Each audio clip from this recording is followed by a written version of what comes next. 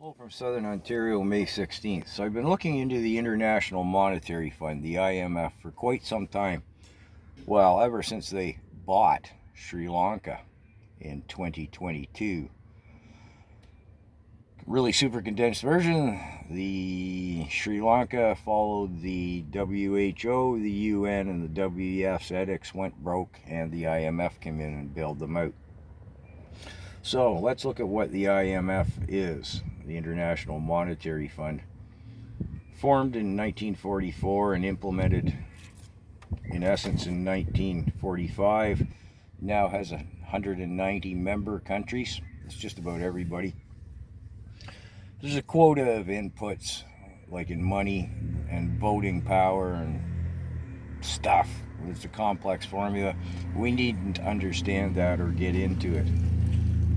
Before I get into it, as far as money goes, I can't seem to pin down how much money they have or how much money they manage.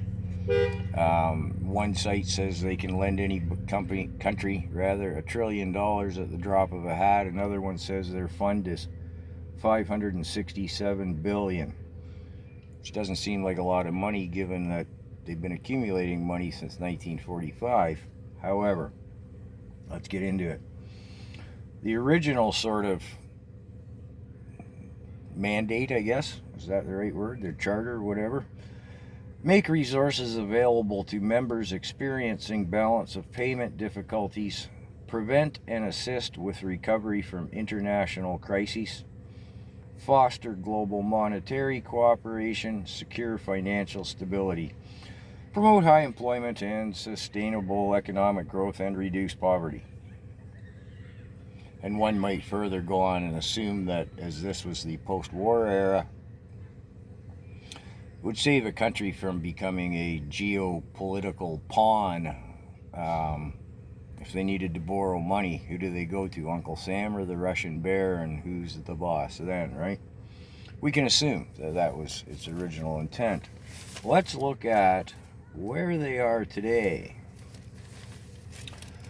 When the International Monetary Fund lends money to a member country, think Sri Lanka, they're not the only one at the moment, I'm just using them as an example. When the IMF lends money to a member country, it often attaches certain conditions or requirements that the country must implement in order to receive the loan. These conditions can have significant political implications and may require the country to make changes to its economic policies, political institutions, or social programs, and a bit of blah blah as regards sort of in-country stuff that isn't of consequence. Contextually, it is important to note that the IMF's conditions are often controversial and can have significant political and social implications for the borrowing country. Critics argue that the IMF conditions can undermine national sovereignty and limit the abilities of governments to implement policies that benefit their citizens. Seems like quite the change in their outlook, shall we say, from 1945 to now. In the next video, we're going to tie the IMF and the WEF together. Let me know what you think in the comments.